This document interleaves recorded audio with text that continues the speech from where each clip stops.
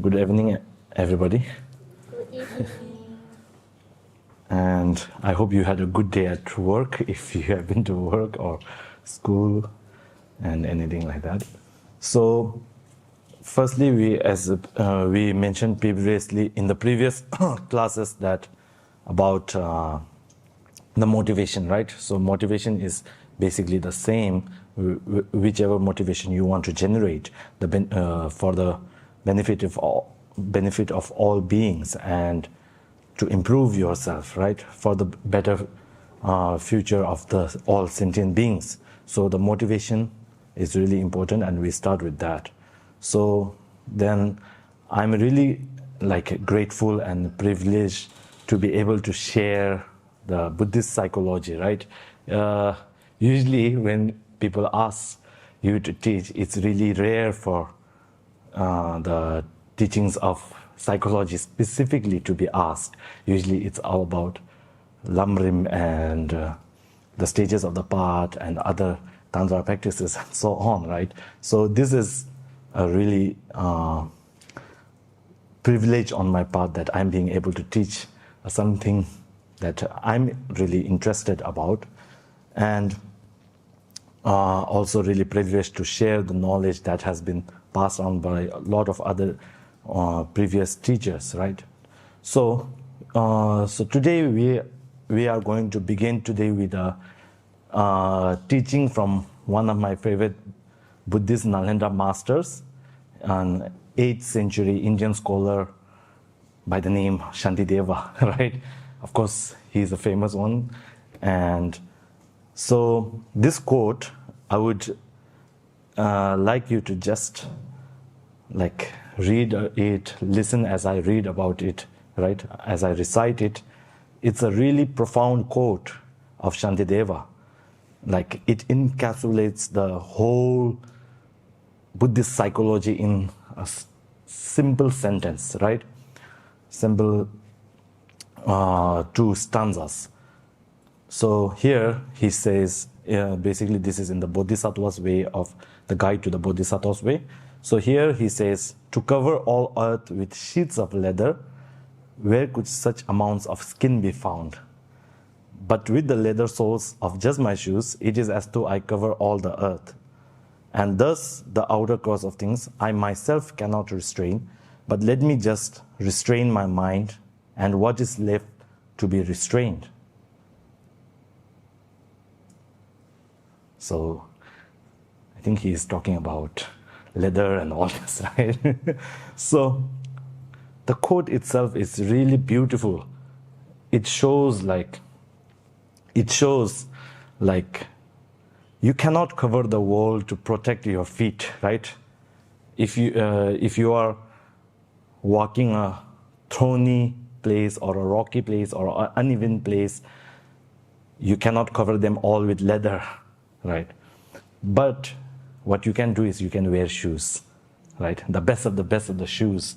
The shoes made from great companies like maybe Gucci, Gucci or any other company, shoe company that's there.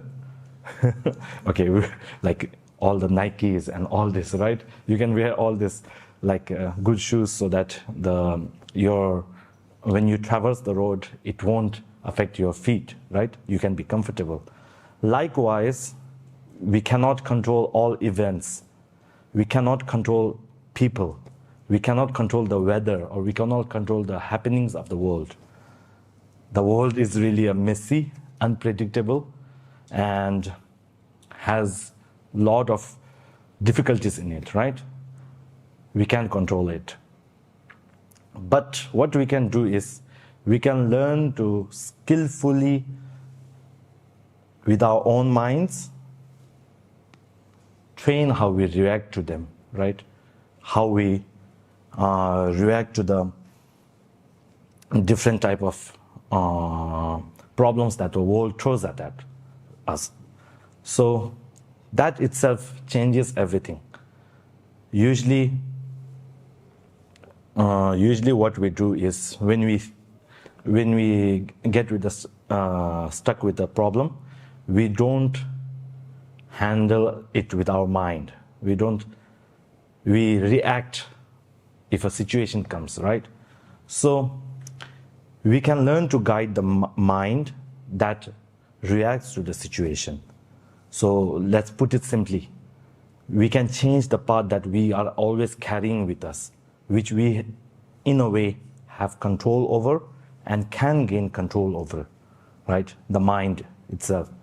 So, simply put, our minds are the shoes that we wear everywhere, and the problems are the situations that the world throws at us, right? So, wearing shoes is easier than carpeting all of the earth, right? Similarly, training the mind is more realistic than wanting the life to be how exactly we want it, right? So, that. And understanding the mind, right? Understanding the mind really brings freedom in our life, right? So, our aim here is not to become like a perfect scholars of logic, but to suffer less and know how to react, right? So, in the quote itself, if you try to leather the whole world, if you try to control all aspects of the situations that arise, we will end up exhausted, right? It's like trying to bubble wrap everything. If you want to bubble wrap the traffic, bubble wrap the news, bubble wrap some situations that you have been in, that's like too much of bubble wrap, right? You need a lot of bubble wrap. So all the notifications, all the feed that shows up in our phone, all the, what do you call, different types of memes that show up on our phone, right? So here the Shantideva is pointing out a practical point. Outer conditions do matter. It in a way shows us, right? But inner training matters more, right? It also tells us that wearing good shoes doesn't deny there is a rocky road, right? Even the road may be rocky and thorny or whatever, but when you are wearing the shoes, you are not denying the existence of the road. You are simply dealing with in a way that's skillful, right? So it's acknowledging that there is a rocky road, plus it's dealing with it. Similarly, here when we are dealing with all the mental struggles of loneliness and frustration and overthinking of that, when we are practicing the logic, we are learning about the mind. We are not denying the existence of. We are not suppressing the anger, right? Instead, we are learning how to live with it. We are acknowledging that the anger is there. We are acknowledging that there are root afflictions, the mental struggles that are there. But then we are also learning how to live with it, right? So, also like if we leather the whole world, then because we have many different opinions about which color the leather should be, right? The leather should be. Then again, argument will come up. The leather should be brown. The leather should be black. So it itself is going to be a problem, right? So that's the thing. So here, what Shantideva means is restrain my mind. He doesn't mean do not acknowledge it, do not suppress, not suppressing it, but not ignore the feelings that come with the mental struggles, but train it so that the problems from the world doesn't cut as deep, right? Cut as deeply in our life. So the shoes that we are going to talk about are the tools of Buddhist psychology, right? So these are the shoes that we are going to wear. And the good news is these shoes come in all sizes. It's not only XL or some type of size restricted shoe, but it comes in all sizes. It's funny, right? I'm comparing shoe to a mind. So here. So basically the Lorik means, as we have gone previously, mind and awareness studies, right? So practical psychology of how knowing happens, the mental process that happens when you are processing an object or a situation. So this study itself is not just like what do we call a definition and all this, but it is a practical manual for how knowing happens, what disturbs it, and how we train it, right? So it's not a belief system. It's not a belief system. It's not a dogmatic, all this created by rules and everything like that. But it's a fact, right? It's a fact. It's an analytical. It's also an analytical framework for experiencing your own mind, training it, right? And this manual was written by like great teachers. So I'll be honest with you. When I first encountered Lorik, right, I was like, this is too much. The categorizations, the name, the object, how the processes that it explains, it feels as if, what do we call, too nerdy. Too nerdy? Is it the right word? Yeah, too like a bookworm type, like too technical and all this, right? But of course I had to study it. If I didn't study it, I wouldn't have passed. But it felt like a psychology textbook that too much to remember, right? But then slowly as I grow a little bit older, I started noticing what it had mentioned, the processes in my own life. Like every time I got angry, there was a predictable pattern that we could notice, right? First is expectation, then we experience the disappointment of when the expectations are not met, and we blame it. So that's the thing. So learning about Lorik gave me a language or understanding about the processes that what was happening inside, and in a way I could name what was this emotion, what is this emotion, right? So labeling it, so I could start to work with it. If I don't know how to label it, then I won't be able to work with it, right? So that's the thing. That's why this Lorik study really matters in this time, because we here are confusing the stimulus with our own self. Because I feel it strongly, then it is true, right? Because I feel this anger towards somebody so strongly, that's why he must have done wrong. I'm getting tongue twisted, right? Our attention is being pulled by all this, like a rubber band being pulled in all directions, right? News, constant bombardment of notifications, constant bombardment of deadlines, constant bombardment of, what do we call, different types of food. Suppose we go to a Grab, right? Grab food or a Food Panda, constant bombardment of like different types of food, right? We have all of the items in our hand that we could just order in a click of our thumb. So here, basically, it doesn't let us be in connect with our own mind. So we get confused, and we don't know what's arising. Then we don't know how to label it. So it creates a lot of different types of mental struggles. So when we learn this psychology, it helps us name it, label it, and nudge it towards a more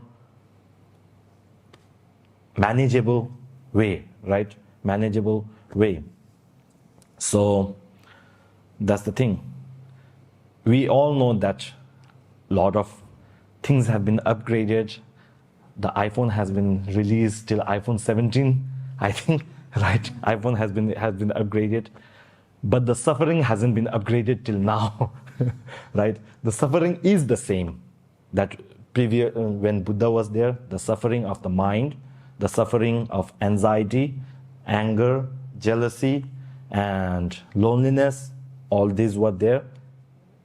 It's true that they have been intensified, but not upgraded like our software, our mobiles have been upgraded, right? So basically what I'm saying here is we can apply all these teachings, even though they are ancient, to this life. So this is really, really relevant in this life. This modern time. So here the Lorig itself reminds us that mind is trainable, and we can train the mind to a better positive states.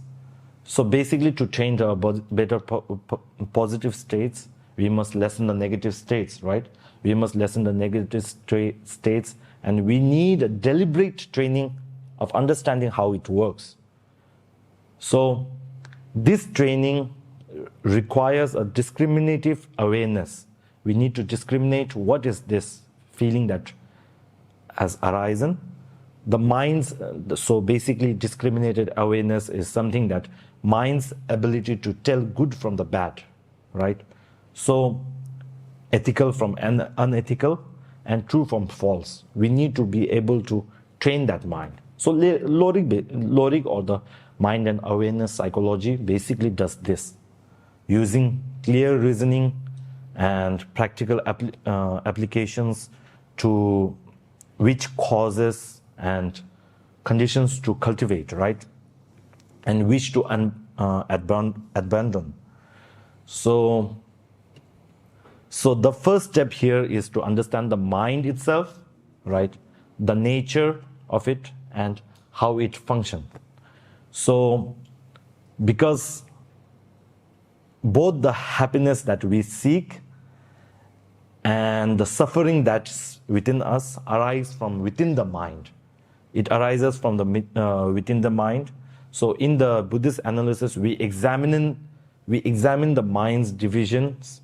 We distinguish the valid from the mistaken, the wrong from the good, sound mind, correct mind, and we identify the afflictive emotions and how they generate suffering, and cultivate the good qualities of the mind, like compassion and loving kindness and so on, right? So, but to cultivate the good qualities, you must know the negative ones. If you don't know the negative ones, then the good ones, the virtuous ones cannot be recognized. You won't really know whether it's true compassion or it's a mixture of the afflictive emotions with that, right? So what is the mind as here? So the mind itself is a clear and a knowing experience. It is not something, usually scientists say that it's something that the brain is the mind or something like that, right? But according to Buddhist psychology, it's a clear and a knowing experience. It is not a thing that you can hold. And it's, in a way, it's a, if we go to the prasangika level, in a way, it's like a happening of experience, right? It's just a happening of experience that's there. So suppose seeing, thinking, remembering, loving, and anger, and all this are happening of your inner states, right? So the function is the mind's job or mind's work is just to know sights, sounds. Mind captures this, right? So basically it's like a mirror. It's like a mirror. It reflects what appears without becoming it. So the mirror can be dusty, but the dusty in the sense that because of the mental habits that we have, but the mirror can still reflect something, right? So it is not an organ from like the brain, even though we need our brains for our mind to function. And mind is like a formless, clear, knowing process of experience that we are feeling, right? So think of the mind as a capacity to know an object, whether that object is an coffee mug, coffee, or a memory, or something, right? So here, basically, the nature of the mind is clarity and cognience. So mind can reflect and recognize objects. That's the thing. So its nature is also pure. It's not, the afflictions like anger and all are not in one of essence with it, right? They are not entered into its nature. It's just that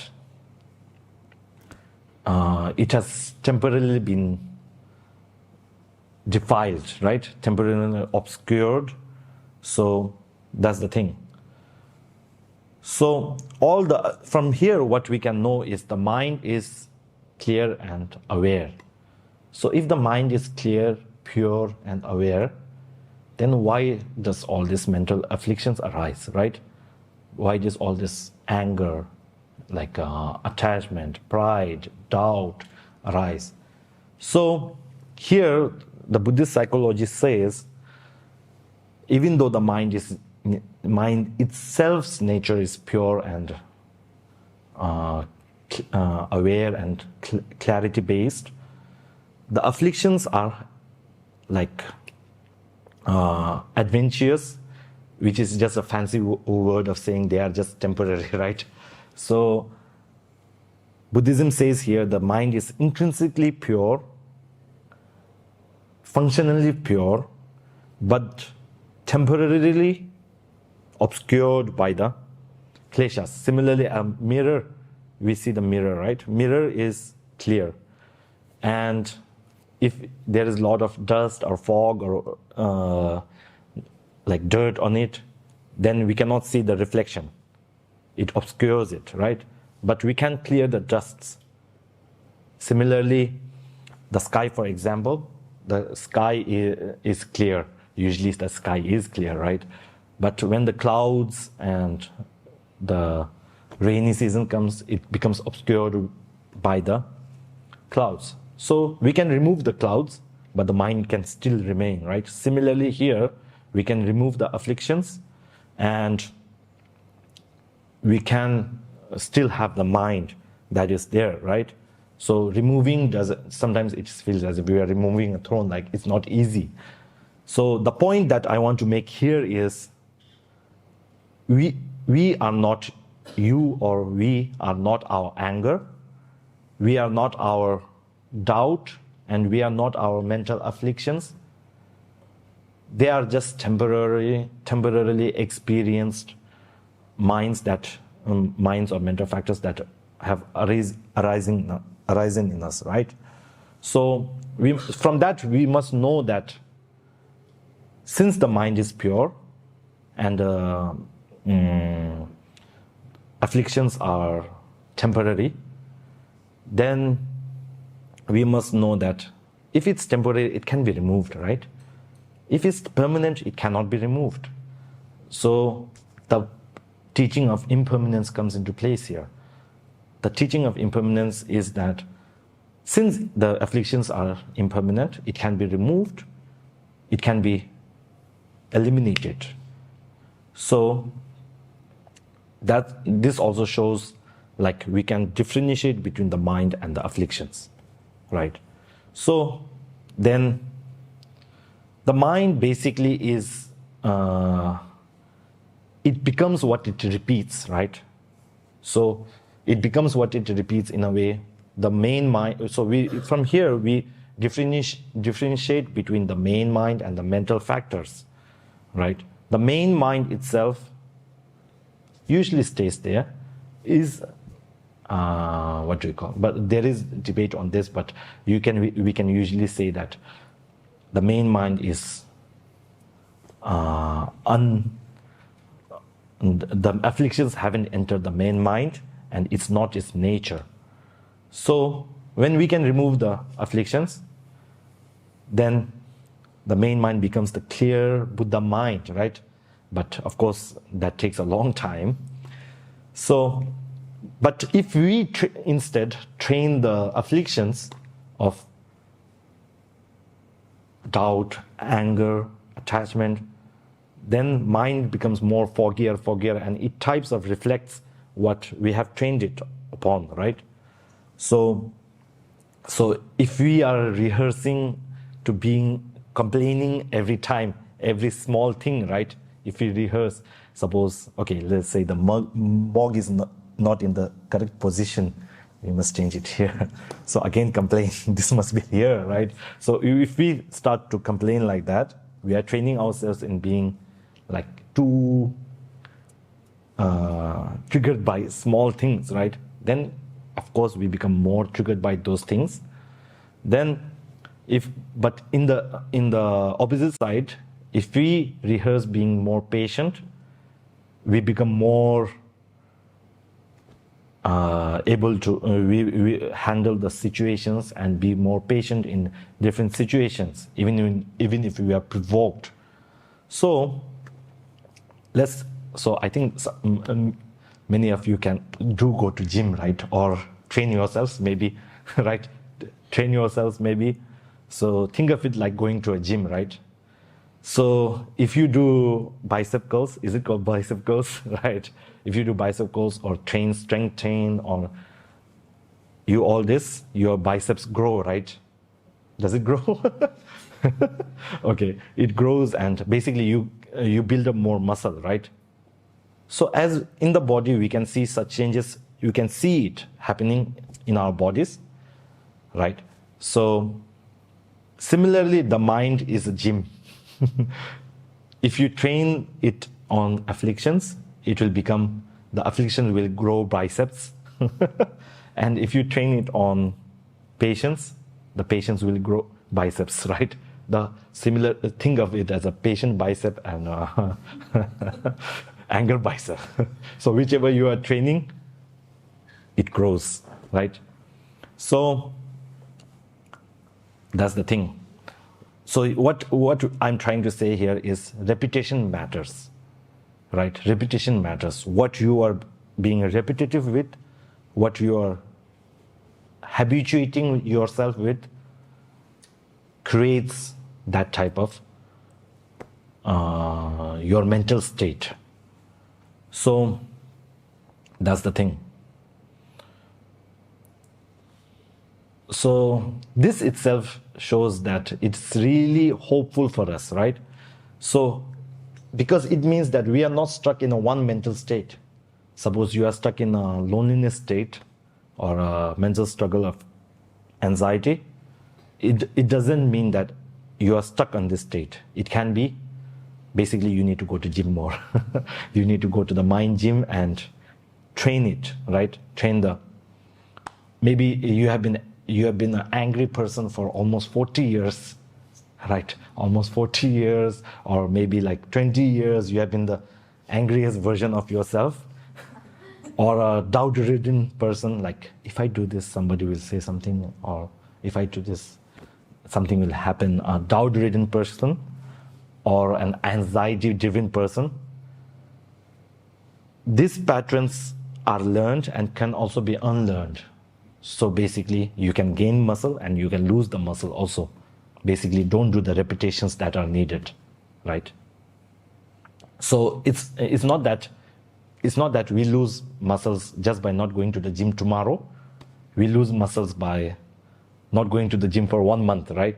So similarly here, not repeating the anger muscle, and not by just wishing. Suppose we sleep and I want my muscles to grow up like Arnold's curvature. Is it Arnold, right? Yeah. Schwarzenegger. Yeah. So I just stay in my bed and say, I want to become like Arnold, right?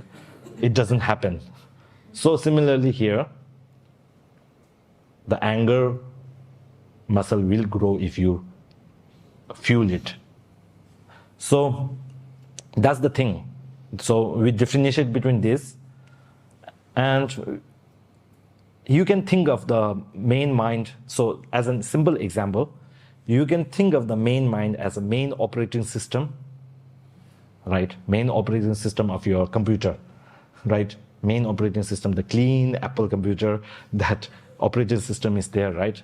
So then what we do is we install a lot of apps in your mobile, right? Suppose in your mobile, you install a lot of apps, then all the apps are constantly giving you notification. There is a deal right now for this, 40% off of shoes, or since we are talking about shoes and all this, 40% off of shoes, 40% off of gym membership and everything, right? The notifications. So basically, if we don't install all these apps, we won't get the notifications. So we can think of the mental factors as notifications, and later apps that you have later installed, and main mind as a main OS operating system that's first there, right? So I think this is a modern type of analogy that I can come up with. So then if we install like too many apps, we get bombarded with a lot of notifications and everything, right? So whichever app, maybe you have noticed this, whichever app you have opened the most, that will give you the most notifications in a way, right? So here we can clean the operating system by deleting the apps, or go to the settings and maybe like off the notifications, right? So similarly here, mental factors are like the apps, and the main mind is like the operating system, main operating system. So that's the thing. Then the mental factors, I'm not saying all mental factors are bad. Some mental factors are good. So here you have to choose what apps to download in your main operating system, right? So basically you can do this. So there are a lot of mental factors, apps that are there. You can download like almost more than 1 billion apps in your mobile, right? I think there are more than 1 billion apps. If you download all of them, then your phone starts to become laggy, right? Or computer starts to become laggy and filled with viruses and like what do you call it? Malware? Is it malware? I think malware, yeah. So that's the thing. So what Buddhist psychologists did was they divided all these mental factors, and they basically categorized like the 51 mental factors. But of course there are like different types of sayings, like 51, 70 something mental factors, also 42 mental factors, also like different categorizations, right? These categorizations itself is not like a what we call definite, right? These are like the general categorizations. And here the 51 mental factors does, when you categorize your mental processes like that, it gives you a view of understanding of how it works. So that's why Asanga's combination of Abhidharma, he presents a 51 mental factor. So in the, I think, Vasubandhu's Abhidharma, there's one thick book, right? So in that, he has given like 70 and 42 mental factors. So all this, knowing all this helps you take a step back and look at it from a different lens, right? So the one is, so you can see the 51 mental factors here. Of course, we won't be going deep into each and every one of them. So one is the one categorization in the 5 omnipresent, and then 5 factors with the determinate objects, then the 11 virtuous mental factor, right? And 6 root mental afflictions, and 20 secondary mental afflictions, and the 4 variable mental factors. So in total, basically there's a math there, right? 5 plus 5 plus something to 51. So these are like all the apps that are needed here.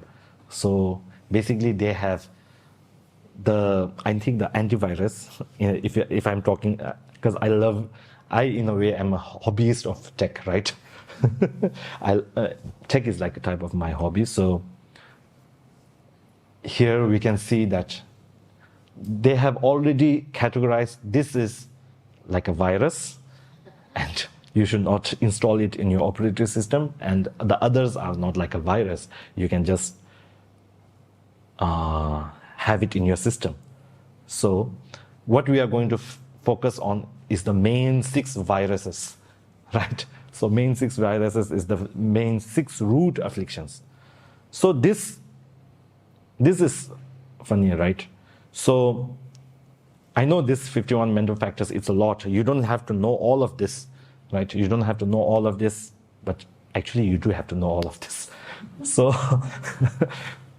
it's a lot, but what I want you to take away right now is that your mind or mental processes are incredibly rich and complex. It's not that we are not just happy and sad just a certain point of time, but a lot of different types of mental factors and processes happening at that time to give you this type of feeling, right?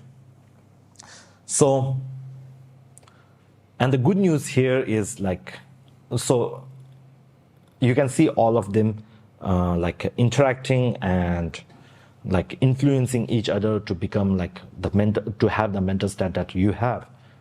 And the really good news here is that once you start noticing these mental factors and how they work, when you start to notice that, oh, that's attachment, that's dullness, that's laziness, that's concentration. Whenever these mental processes arise, when you are able to notice them, label them, then you become the boss, right? You gain the leverage, right? So you can choose which ones to do more bicep curls of, and which ones to just let go, not do, right? So here, what we will be doing is we'll be mainly focusing on the 6 root mental afflictions, because if you know these 6, then generally you are knowing the 20 also. So there's an advantage here. We are doing a cheat sheet, right? So what is afflictions in a way, right? The afflictions in Asanga's compendium of knowledge is generally defined as a phenomenon that when it arises, it has a disturbing characteristic and the function that it disturbs our mind stream, right? It disturbs our mind stream. Whenever the mental afflictions arise, it creates a storm in our mental state. Everything we do becomes kind of wrong and kind of complicated in a sense, right? It creates more suffering. So that is the afflictions. Then, since there are so many afflictions that afflict our mind and destructive, some people use the word destructive emotions, and the general word in Sanskrit is, I think, kleshas.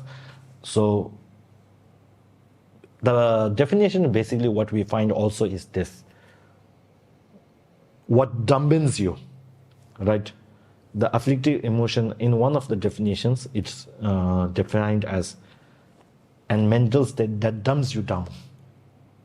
Dumbs you down. So basically you become more dumb, right? Dumps you. Yeah, dumbs you down. Oh, not dump. It's a dump. Yeah, you become more dumber, right? Dumb and dumber. Yes. Type of a mental state that dumps you down. So here we can find the 6 root afflictions, right? So this 6 root dumps us down. We are not able to, as we talked about before, we are not able to generate our discriminating awareness to discriminate which is good, which is bad, which is ethical, which is non-ethical. So this afflictions is it itself shows by nature this is bad, right? So of all the 6 afflictions, we'll be going through this in the other sessions. But firstly, we will talk about anger, right? So we are all familiar with this feeling of anger, right? Is there anybody who has never been angry in their whole life? Whole life. Sleep, really? Have you never had an anger sleep? Sometimes. Okay, so anger sleep. Basically, you sleep, in the dream itself, you are killing your boss. Sorry, I should not say the word killing, right? But I'm sure, like somebody said some bad mouthed you. In the dream, you are basically hitting that person, but in a way that's good. you are doing it in a dream, not really, right? So this is the what we call as we had shown before in the Atlas of Emotions. This is the like a lesser type of the what we would say the cowardly anger, right? The cowardly anger. So you are basically a coward that you don't have the courage to beat others. Whether if it's not a cowardly anger and it is like a what do we call courageous anger, you would have fought with that person, beaten down, right? Which is of course not good. So relatively, this anger is better than the other anger, right? So, but we are all familiar with this emotion of anger, right? So, anger is a part of human experience, but anger is also it has this type of nature. Basically, when we give the example of anger, in Tibetan we usually use it as fire, right? What do we call analogy? Yeah, and the analogy of anger is usually tied with fire. So out of the six root afflictions of attachment, anger, pride, ignorance, afflictive doubt, and afflictive view, we will basically go towards the anger and afflictive doubt, right? So, as mentioned before, anger is a part of human experience, but as the analogy in Tibetan texts and all this usually says, anger is analogy to a fire. It burns the person holding it first, right? So it burns you internally, right? You become hot, your temperature rises, and like mind gets shaky, your face becomes red, blood pressure rises, and everything. It burns the person that holds it first. So here the psychology study of Lorik doesn't say never feel anger. Then you would have to cut a what do we call certain neuron that generates anger, right? Then Lorik doesn't say never feel anger. You can feel anger. Of course we can. Unless we are like a Aryahats and the Buddhas, we will feel anger in our life that we live, right? We would be met with situations that would generate anger, right? As again we go back to the quote of Asanga, the world is a rocky place, and here we would always see a rocky place, rocky situation given to us.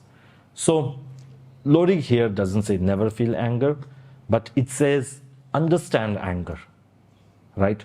See how it works and cultivate the antidotes so that it doesn't control you. Here the teaching of Lorik teaches us this. As I told in the previous story, like when I first learned Lorik, it was like, this is like a, you know, like when kids, I don't know how Singaporean kids are, but usually when kids go to school, the maths, is the same, or mathematics? I never studied math in forestry. Oh, school. Like usually when we go to like maths, you tend to distance yourself from math, right? So similarly then Lorik was like distance for me, right? But as I told before, as we grow older, then it let me understand my emotions more better. So here it says, understand anger, see how it works, and cultivate the antidotes, right? So it doesn't control you and you don't react and have remorse later. So here, so basically what we said in the first session about identify, recognizing the cause, and developing the antidotes, right? We'll be using these frameworks for all of the 6 root afflictions. So here, when we identify and define, so what exactly is anger, right? Okay, without looking at that, just come with a definition in your mind. What is anger? So try to come up with that. Then see if it matches with that, right? So the definition of anger, we would describe anger as generally as feeling, right? Wanting to hurt that person, right? Wanting to hurt that person also. That is in a way a function of the anger. But in Lorik, yeah, you can show now. I think I'm taking examination, right? I give the question, ask you for the answer. So, and see if the answer is right or wrong. So here, what it says, it's a mental factor, right? It's a mental factor, meaning it can be changed, right? So it engages on its object, like whichever object you are angry on, right? Suppose here I'm making the bosses as villains, right? Whenever I say something about the emotions rising, I always think of the boss. So, any other examples than boss? Maybe in a relationship, your husband, right? More relatable, maybe. Or husband and wife, right? Husband or wife, more relatable. Like since. More relatable maybe, right? Can be enemy, can be friend. Also. Yeah, friend also, some friend that angers you, right? So here, mental anger is a mental factor that wishes to harm, push away what feels threatening to you, right? It narrows your field of vision, it fixates on the fault, and it basically cuts your empathy feeling. Right? It cuts your ability to feel empathy. So here we can see the definition itself. What we call more technical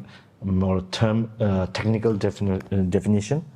Here it says that it is a mental factor that, referring to one of the 3 objects, agitates the mind by being unable to bear or thorough wanting to harm the object or the person. Right? So basically, it's that. So it wishes to harm whichever caused you the discomfort or the anger, and it feels threatening to you, and it also the function that it has is it narrows our field, right?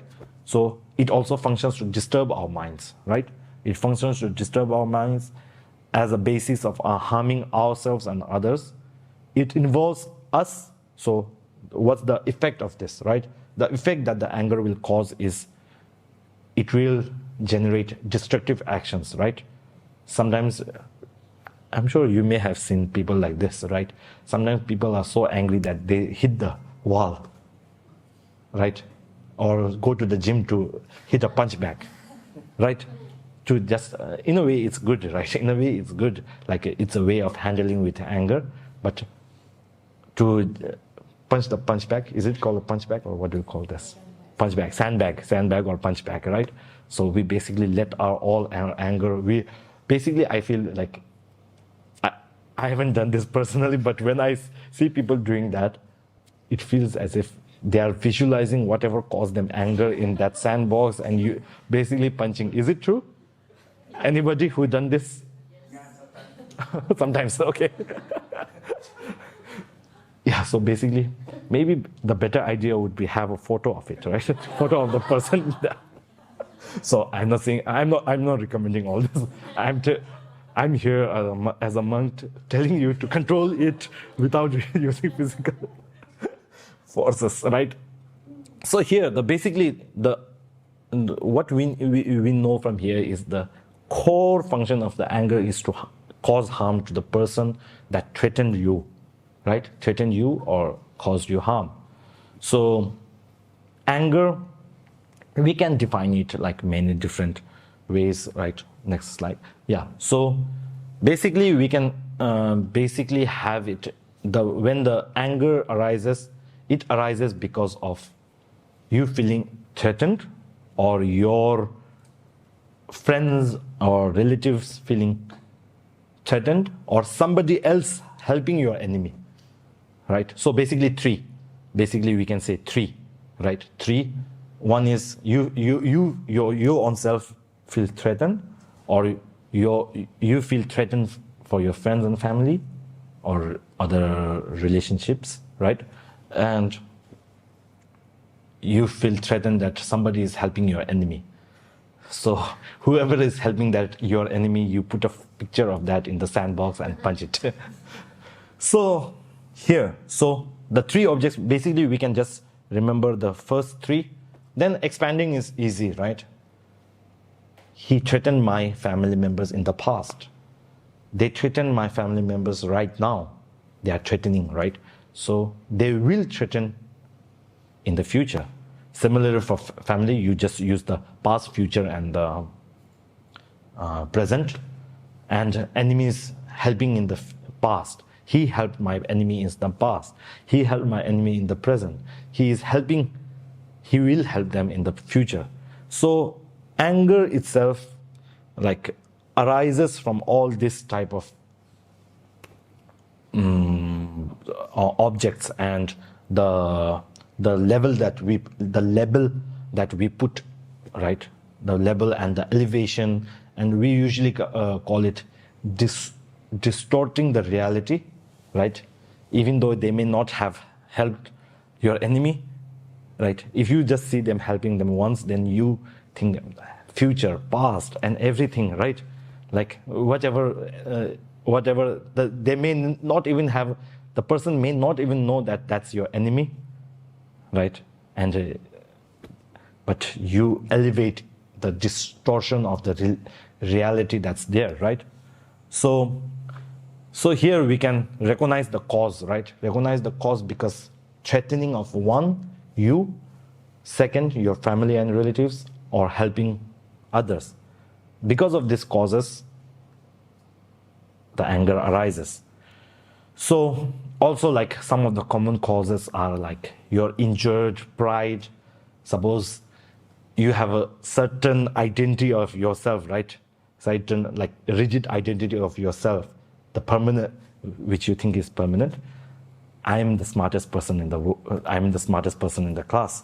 Somebody questions that identity or your view of that, then what happens is you get angry, right? Somebody questions, hey, you said that, but you are wrong, right?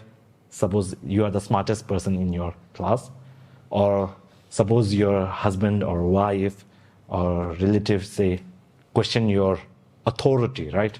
Then what feels here is that person is threatening my authority, or that person is not disrespecting me, threatening my respect, threatening my view of how I am. So injured pride is one. So sometimes we get angry because we have unmet expectations, right? Suppose your son or friend, if you are living in a hostel or so like that, then doing the dishes, right? Let's say doing the dishes, the husband and the wife have agreed that they would do, one expects the other to wash the dishes, and if when you reach home you see the dishes are not done, you may get angry, right? But I don't know whether Singapore will have this problem because of dishwashers and all this. No, the man on the dishwasher. Oh, man on the dishwasher. Okay. So basically, if the These days, but if the dishwasher doesn't wash the dish, then the expectations may, because of the unmet expectations, the anger may arise, right? Basically, this is in a way threatening your expectation, right? So misunderstanding, of course, like having misunderstanding in communication and all this, and injustice also, right? When we have injustice going on, too much, what do we call, whether real or perceived, or shaped by the what you have seen, then anger arises. So what happens? The anger usually arises when our expectations, our want collides with the reality, right? So we perceive the threat to ourselves, our lost ones, and helping to enemies. Then we, in a way, feel powerless and want to gain control. So the only way we can gain control is by showing our wrathful image, right? So the problem that creates here is when we are in that kind of mental state, it creates a tunnel vision, and in the action way, you may do harsh speech, right? And in a way, this creates a struggle of rumination, right? Overthinking, right? When you are angry with somebody, of course, I can be 100% sure that you would see every feature of them as like unattractive and like a demon with heads trying to get you. When you are really angry with that one person, you would see them as we won't see them even as a human. We'll see them, probably we would see them somebody that's going to stab you or Monster. yeah, like a monster, right? When we are angry with that person. So it creates tunnel vision. So whatever action that they did fills our like whole screen, right? Fills our whole screen, like how it happened, all the context and the causes that had led to this, what we call, situation, vanishes, and the mind itself zooms in on this one detail. He looked at me like sideways. What do we call this? Sideways look. Side-eyed. Side-eyed. Really? Yeah. They side-eyed me, and the mind zooms in the special features of that moment, right? And it excludes the context of how it happened. Basically, we are losing our discriminative awareness. So, suppose in this whole setting, right? Everybody praises you, but there will be that one person that may criticize you. Then you may get angry, right? Because your view is getting threatened. Of course, I won't you won't. Some may get angry, some may not get angry. But if that one person, if you get angry, then you won't focus on all the 9 praises, all the praises that other people have done. You'll be focusing on that criticism, right? Getting angry, and all the positives are like gone, right? And you are focusing on the one criticism or like bad thing that somebody has said. So basically, it creates a tunnel vision, narrow vision. So here, and we add our own stories to it, right? They always do this. She always does this. He always does this. He doesn't wash the dishes always, right? So all this, and we also read their mind, right? Suppose we also read their mind, we become a psychic. So, like when that person said something, then I know this is what they meant, right? So even though the sentence itself is like, I know this is what they meant. You become the mind reader. So that's the thing, and we label the person as being like, she is so selfish, and she is always like this, right? We create a label. So anger has all these functions and effects that creates after arising, right? Of course, overthinking is one. One of the real features of anger is overthinking, like zooming in on that specific action and all this, replaying the scene. Like when you like a song, you replay it, right? So you are replaying the hits, like the the song that is the hit, right? So the sentence that they said, the look that they said, the movement that they make, anger. So when we know that anger creates all this, and so we understand this, then we look at it from a third person perspective.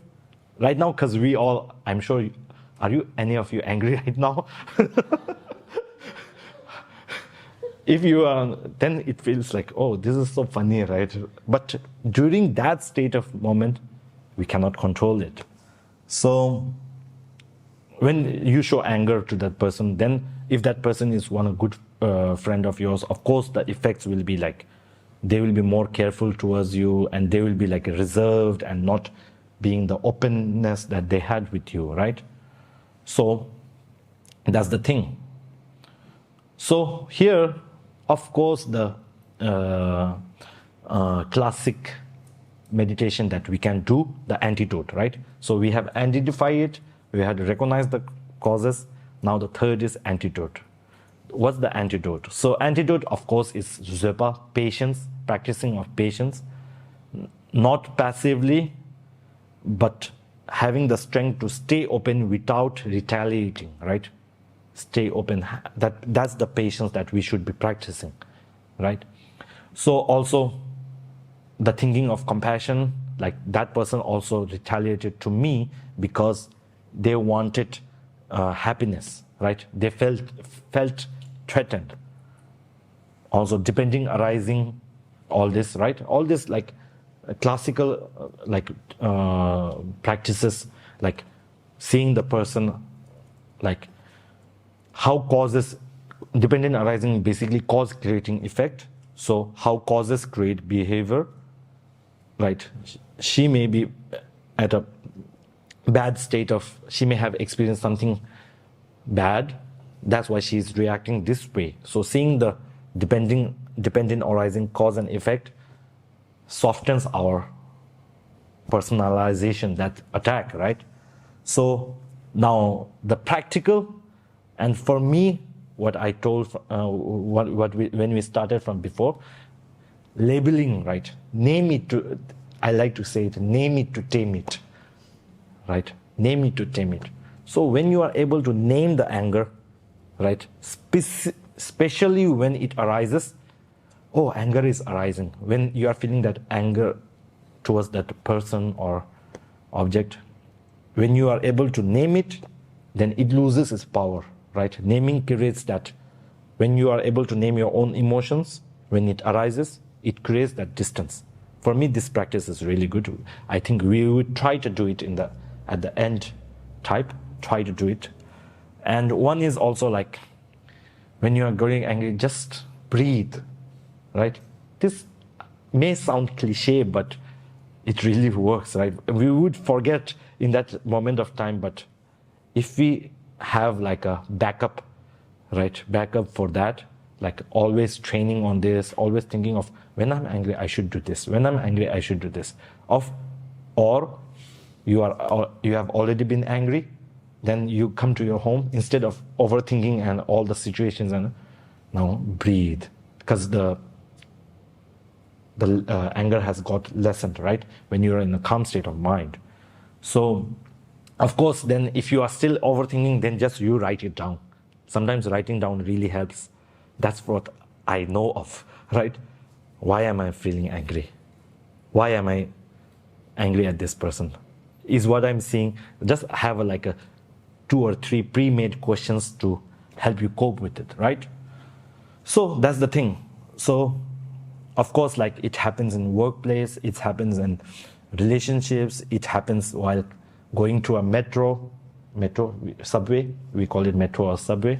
Like some people just don't respect the boundary that you are in, and you are angry. And when you come home, you think of it. Why did that these people do? They are so useless, right? So, okay, one story. one story that I would like to. I was doing, many of you may know that I'm a school teacher, right? I do a lot of work on the laptop and like school laptop, and I had to make questions and all this. What happened was the laptop died on me. I worked for like 1.5 hours. The laptop died basically. Laptop wouldn't turn on. I lost my 1.5 hours. Now basically getting angry doesn't need an object, right? you are doesn't need a person to be exact. I was angry at my laptop.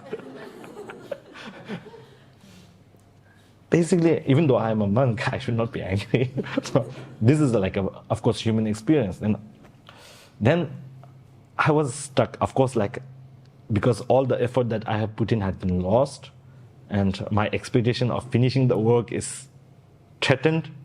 Not only threatened, but it's already gone. Right? Then, but there's nothing I can do, right? So basically what we can do is we can identify why we are getting angry. Then slowly, okay, I accept the fact, right? Now I just have to work 1 more hour. It doesn't change the fact. If I get angry at the laptop, that laptop won't turn on itself, right? So basically thinking all this helped. So what I'm saying here is we should always think like this in a logical way, right? When your logical brain starts to get dominance, then I think all this like emotions of root afflictions loses its power. Even though it's there, as I told you in the beginning, we don't deny that it's there, but we know how to handle it, right? So the antidote here, of course, is we step away from our zoom in and all this screen, and we notice the sensations, right, on all this. So, and also I recommend further reading if you want to, the 3rd chapter of Madhyamaka, right, from Chandakiti. Chandakiti's Madhyamaka, which has really great examples of there, right? Like, if you get angry, will it change the fact that that person has already done? So that's the thing. Think of anger like a boiling water on a stove, right? If you want to cool the water, you don't throw the pot away, you don't smash the pot, you just let it take it somewhere else and cool down, right? So that's the thing. So now again, that's the anger part. So now we go on to the doubt, right? Doubt. So doubt also, similarly, the technical term is here, but doubt itself is not bad, right? Itself is not bad. But what here we are going to talk here is about afflictive doubt, right? So here it isn't all bad, but because in Lorik there is that inquisitive doubt which can lead to knowledge. If you have no doubt, then knowledge won't come, right? It can lead to be our regaining knowledge. But what we are going to talk about here is the afflictive paralyzing doubt, right? So it undermines our virtue, the virtues that what we want to do. And in Tibetan psychology, we usually give an analogy of the fog, right? Doubt is like a fog, anger is like a fire. So in a way, this is like interesting, right? It's like a thick fog. So as the technical terminology, a mental factor that is indecisive and wavers towards an incorrect conclusion, right? It has more inclination towards an incorrect conclusion, right? So here, of course, we are talking about concerning the 4 truths, cause and effect, but it doesn't need to be like that. But it can also, like, basically a doubt that is more inclined towards the not the reality, right? So it functions in prevent from engaging on virtue, and it prevents us from abandoning non-virtue. So here, so afflictive doubt is really different from the correct doubt, right? What do we call it? Doubt more inclined towards the correct thing, right? Suppose we know that everything is impermanent, right? Then if we have the doubt that, oh, if everything is impermanent or permanent, this doubt itself is like a two-way structure. You can either go this way or this way, right? It has that function of having your mind in a two-way to choose. But the doubt inclined towards correct it will lead to correctness. Here, what we are talking about, the doubt that will, you have a more feeling towards the not the reality. So it is different from curiosity, of course, right? Curiosity is wanting to know something. Then, of course, what it causes, right? What are the causes for having all these doubts? One is, of course, like not knowing the Four Noble Truths, right? Not knowing the reason between the Four Noble Truths and the reason, the logical thinking behind the impermanence and all these factors. And generally, doubt arises by our want to be perfect, right? Is this perfect? Suppose we want to post something on, we want to do something. Is this perfect? Will somebody think bad about it, right?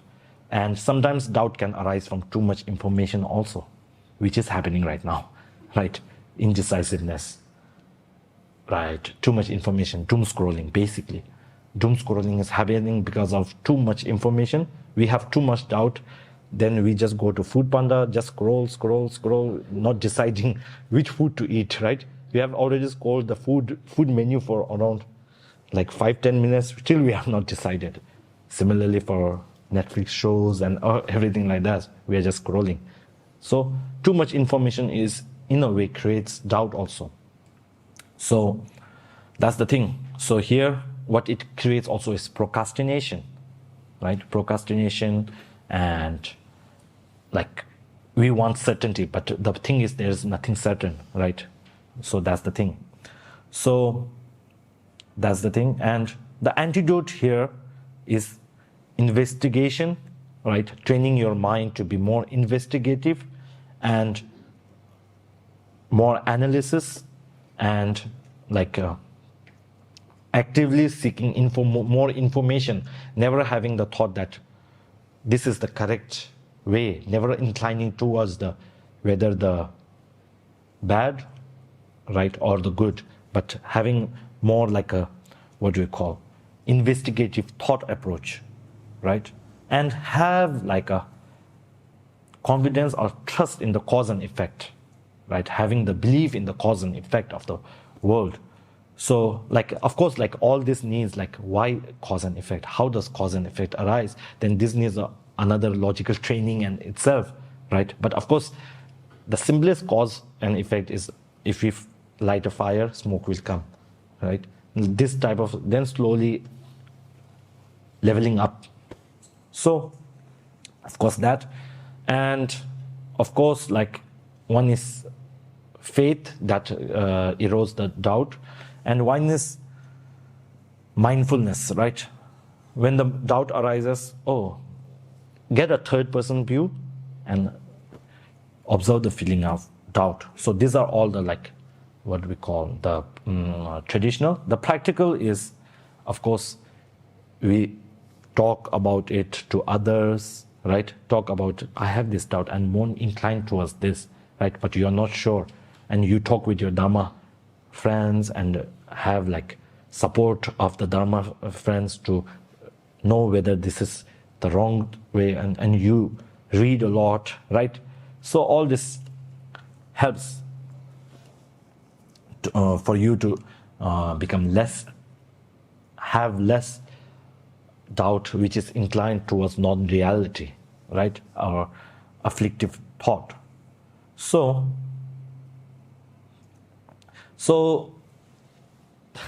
doubt in a way loves spreadsheets of doom, right? Like when we have doubt, we create a lot of different scenarios. What if this happens? What if this happens, right? So suppose you have to go to a meeting, or in the meeting, what if the person asks this question? Of course, the preparation is a must, but if we have too much of this non-reality and in the present type of doubt, so we are creating a to-do list of mercy, right? And then we would never be able to work it out. So basically what we did here is we talked about two, right? one is anger, one is doubt. So they are among the root afflictions, and when they are the driver of our mental state, it's not that they are the driver. They are really clever, right? So they recruit the secondary mental afflictions to help them make you suffer. I'm talking the anger and the doubt as in third person view, but really it's a part of yourself. You have to understand all these processes of yourself. So for anger, like from 20 mental factors, it will create irritation, resentment, spite, agitation, and all this. From doubt, it will create laziness, indecisiveness, doom scrolling, of course, distraction, and regret later that you didn't act upon it, right? So that's why this, when a mental state arises, it doesn't feel like a solo act. There's a lot of mixtures happening, right? Mixtures of all these emotions happening together. So then we have to think of it as whether you want them in control. You have to basically choose your staff that's working in your mind, right? So as the main mind and the staff working around it. So you can think of the main mind and the mental factor as like that. So that's how anger can create overthinking and anxiety, right? Sometimes fear also, right? And doubt can create like distractions, doom scrolling, and all this, like especially comparison, right?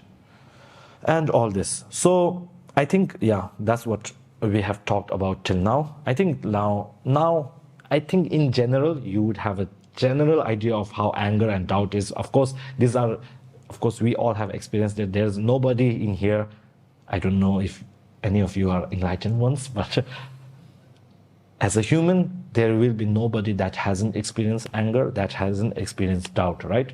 So, but the definition, when you are able to define it, label it like this is the anger, then it loses its power. So I think I have talked about all of it in theory. Let's try to apply a little bit of practice, right? Let's try to apply it.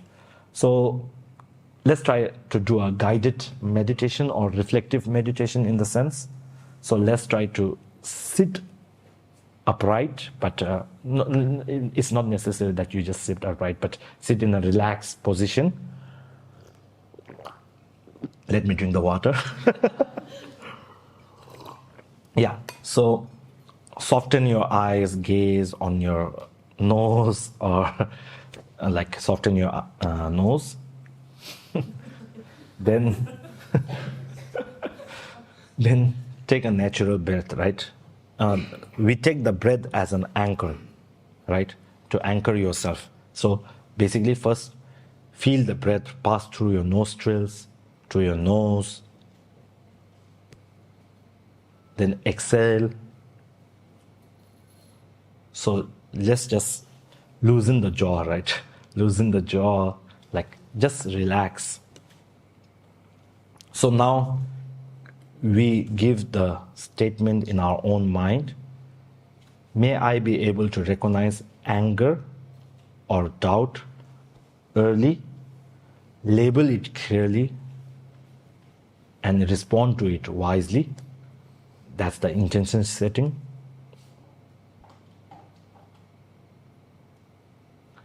Now, when you have set the intention, let's bring the mind to a recent moment of anger or doubt, recent moment, during whichever time you have had it, recent moment of anger, mild or moderate. Just stay in that moment when you had that anger. Now, let's see the context, right? Where were you at that point of time? Who was there with you, right?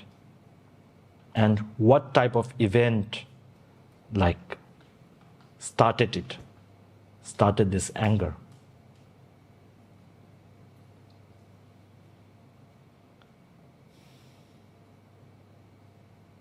let the memory be clear, but let's not amplify it. Just remember the moment. And where were you? Who else was there? What were the words or events that sparked it?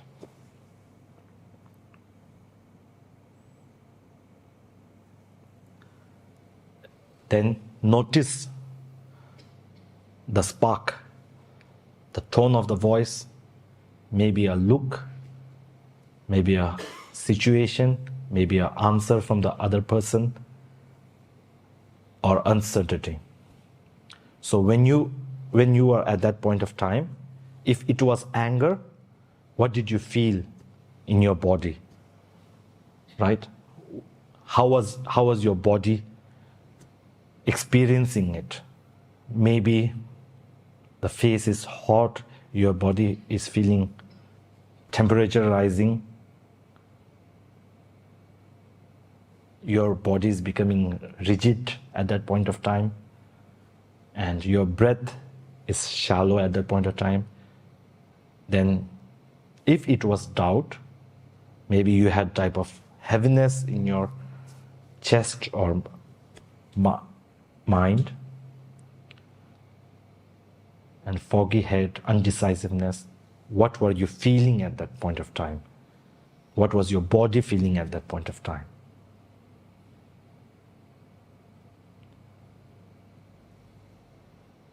Then we do, what was the effect of that? You analyze it. When if it was anger, it narrowed your attention on the fault itself, right? Or whatever type of act that had happened, and inside the other thoughts that were running, like a harsh inner talk inside you. Then just see the events fall by, right? The whatever event that has caused this, the storyline that's there, without entering them, right? Like how we watch a movie. We watch the movie but without entering it. Similarly, you are watching it from a third person perspective without entering it. So now, name a few simple words that fit the emotion that was up there, right? Suppose heat, and you are feeling body heat, your vision was narrow, or you are foggy in your head if it's doubt. Then now label that emotion. Oh, this is anger, right? This is how I feel when I'm angry. So we label it.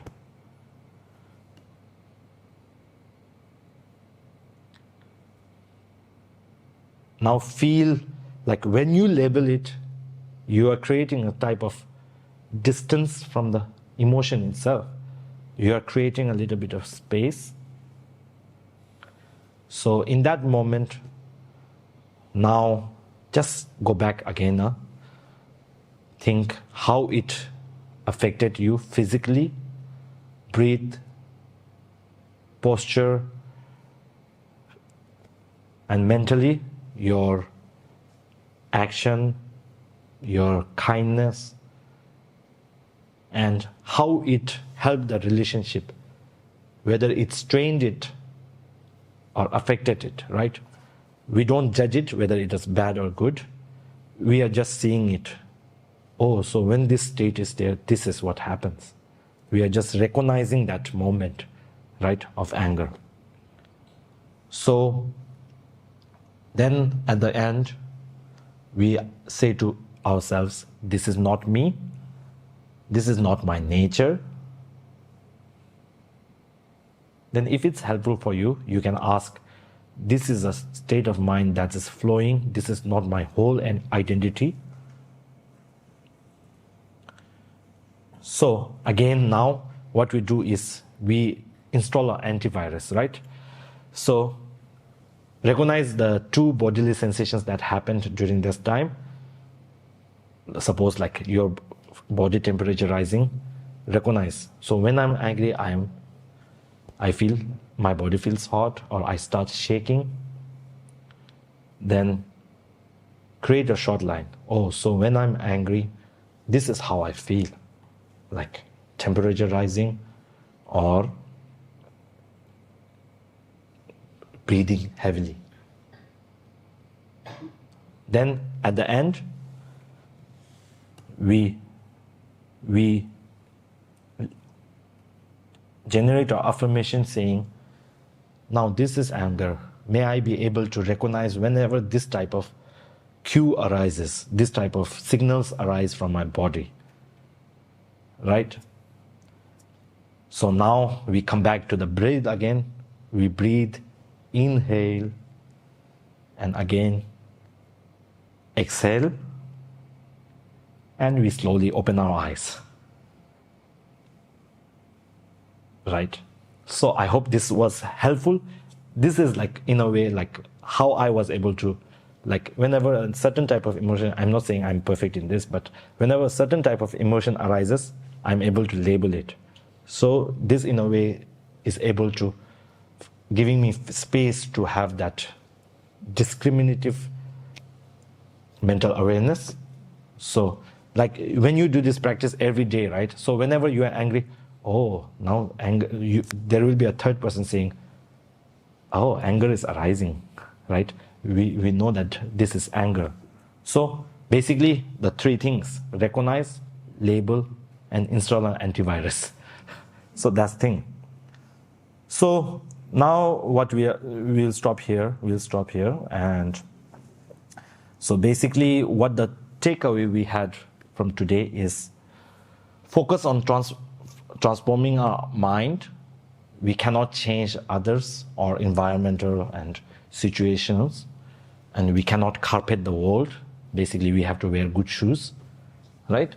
So know that our minds, we can change our shoes. Our minds can be transformed, right? Our minds can be transformed. It is clear and aware. Then again, for anger and doubt, we went through identify, recognize the causes, recognize the antidotes. And when we did a little bit of guided practice, it was recognize the situation, label it, and prepare for it, right? So at the end, I would end with a short line. We can't leather the whole world, but we can train the shoes of the mind, right? Right. So whatever shoes that we would be wearing. So may this type of tools help you wear better shoes. not to avoid the rocky path, not to avoid the situation that arises with that, but be able to walk them with clarity, with control, and with warmth, right? Yeah, that's all. Then if there is any question and answer session, like maybe 5 minutes, 1 or 2.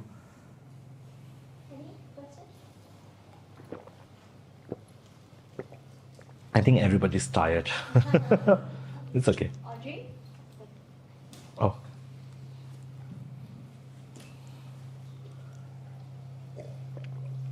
Hi, Rinpoche. Maybe I share an experience and then you got to tell me whether it's a good thing to do that. It happened to me in person, maybe quite some time ago, 10 years ago, but I still remember. It was like a private event. So private event meant that there are people I know and there are also people I do not know. So it was maybe in an enclosed ballroom. So this friend of mine, I've known her, but not really well. I known her.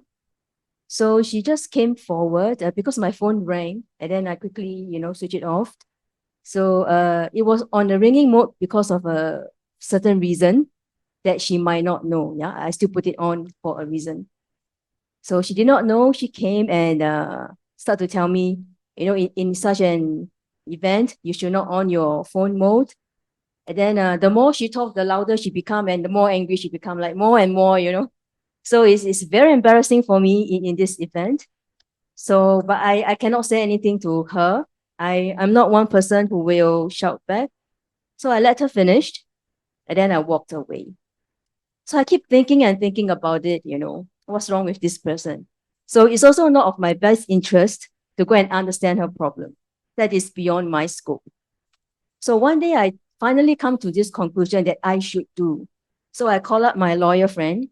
I said, I want to give her a letter to tell her what I'm going to do next if it happened again. Because I have this strong feeling it's going to happen again to me. Yeah.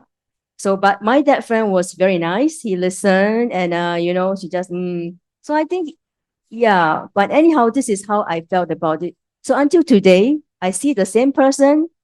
I will just take it that she's transparent and I just walk away or stay away from her, keep my distance like this. Yeah. But sometimes it cannot be helped. I'm just here and she'll just come to me and tell me there's certain thing I cannot do again. You know, it's testing my button. So, but I'm always trying to be very calm and, you know, just, yeah. I do not know whether if there is a better approach. Okay, so basically what we said here, right? We cannot change the situations that we are in, right? We cannot, what do we call, control how the other person behaves. It's not possible. We cannot ladder the world, basically. But how we not let it disturb our own peace, right?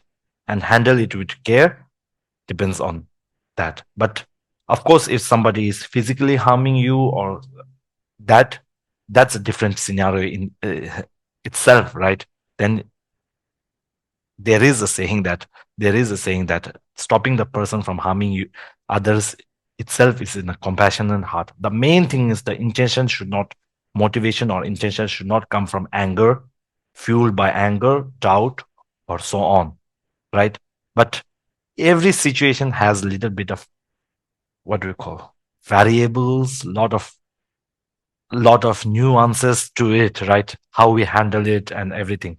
So basically, whatever that person does, if it's not harming you, you you let you control your own emotions about how you feel over it. Not like as we talked about it before, anger creates overthinking, right?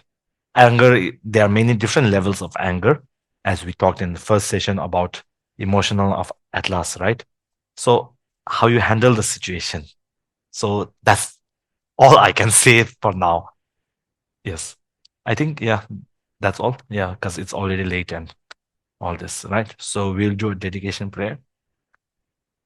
다소 진이 사베 게와데 텐당 조와 건라 칸벤당 제버지즈 모산 타바에 템베 님보렌도 세제쇼 잠베 바오 제더르 쳔바당 군도 상보 대야 대신 대다 군지 제소 달로제 게와 대다 단제라도 용어 유송시베 자와 탐제제 와 강라 조도 나바 나게 기회 자와 대견자 상보 추체라도 그렇지.